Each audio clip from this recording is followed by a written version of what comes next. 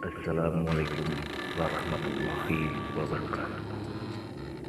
Kembali lagi dalam Dik Channel. Jadi kita membahas tentang misteri-misteri yang ada di dalam kehidupan kita ini. Bersama saya Deva.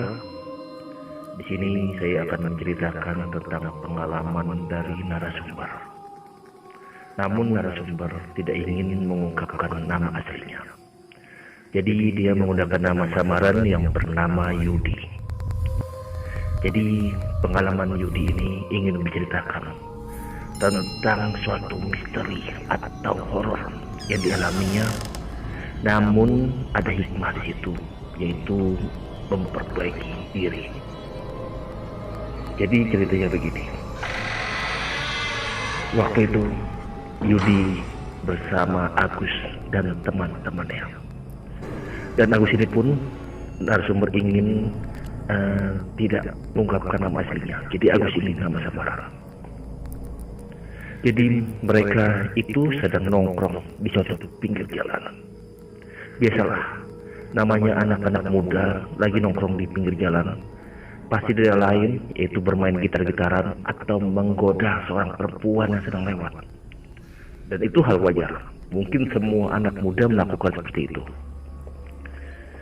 Namun tiba-tiba saja Agus mengajak Yudi dan teman-temannya. Yuk, mending kita yuk ke warung, kita nongkrong. Nanti gue yang bayarin minuman.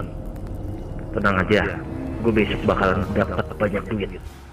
Itu kata Agus. Lalu Yudi dan teman-temannya pun mengiyakan dan mereka akhirnya pergi ke warung.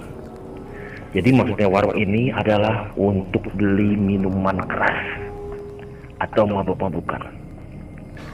Di situ yang niat membayari adalah Agus. Dan begitu banyaknya mereka minum minuman sampai mereka pun mabuk. Pada akhirnya mereka mabuk dan selesai menghabiskan minuman. Ternyata pun Agus tidak membawa uang. Ia menggadaikan handphonenya kepada pemilik warung. Dia berkata kepada pemilik warung, "Pak, ini gadein dulu handphone saya, karena besok tenang saja saya banyak uang." Itu kata Agus.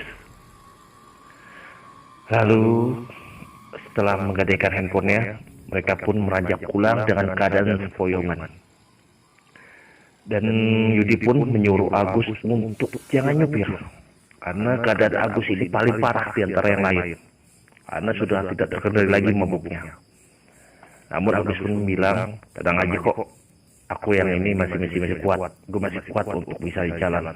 Gue masih kuat untuk bisa mengendari. Itu kata Agus. Lalu mereka pun dengan mengendari kedua motor, mereka berjalan. Namun Yudi ketika di tengah jalan, ia berhenti sejenak karena ingin buang air kecil. Ketika berhenti sejenak, Agus pun begitu kencang meninggal Yudi yang sedang menepi di jalan. Lalu ketika Yudi pun selesai dari buang hajatnya atau buang air kecil, ia melanjutkan perjalanan. Namun apa yang terjadi dilihatnya. Di situ Yudi melihat banyak keramaian dan kerumunan orang-orang. Ternyata di situ ada kecelakaan. Yang paling mengejutkan bagi Yudi, ternyata yang mengalami kecelakaan itu adalah Agus. Di sini Agus ternyata sudah tidak bernyawa dengan wajah yang begitu sangat mengenaskan. Dan kepala yang pecah ataupun banyak darahnya serta baju yang begitu banyak berdarah. Lalu akhirnya pun Yudi pun menangis karena yang dilihat ini adalah sahabatnya. Dan tak lama polisi pun mengambil mayat Agus. Lalu dibawalah dulu ke rumah sakit. Dan esok harinya di mana terjadi atau penguburan Agus, pemakaman Agus. Setelah selesai itu masih terus teringat Yudi akan membayangkan kejadian itu. Disinilah Yudi mulai sadar bahwa umur manusia tidak ada yang tahu. Karena bisa saja kematian itu datang secara tiba-tiba seperti yang dialami oleh Agus. Lalu ia mencoba untuk mulai melakukan ibadah. Di situ ketika sedang mengambil air wudhu, ada yang memanggil nama Yudi dan begitu sangat keras.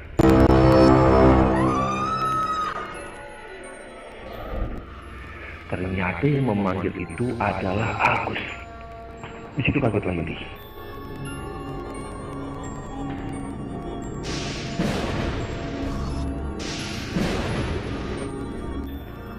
Ternyata ditampakkan itu Agus dengan wajah yang begitu sangat menyeramkan dan berlumuran darah, dengan baju yang berlumuran darah serta rantai.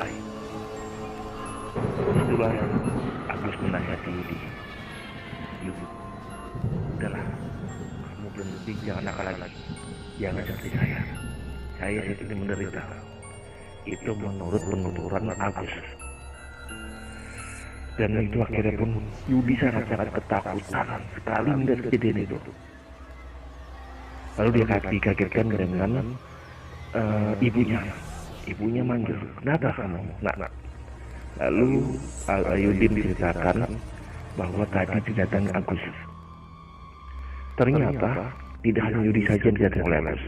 Teman-teman yang lain pun didatangi. Nah, disitulah disuruh teman-teman untuk berubah supaya menjadi lebih baik.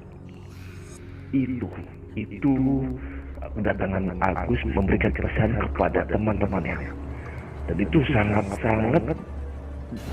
sering didatangi. Namun ketika selesai 7 hari lewat, kemudian Agus tidak mendatangi lagi. Dan pesan moralnya yaitu Agus ini memberikan nasihat kepada teman-temannya, sudahlah, jangan untuk berbuat nakal atau mabuk-mabukan lagi dan sejenisnya, karena itu akan membuat kalian menderita. Seperti itu cerita dan pengalaman dari Yudi atau narasumber tentang pengalaman dari temannya yang meninggal dunia karena kecelakaan.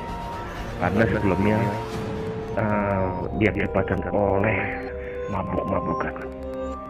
Dan pengalaman dan menjadi nasihatnya adalah supaya kita untuk selalu berbuat baik atau tidak melakukan hal-hal yang tidak baik.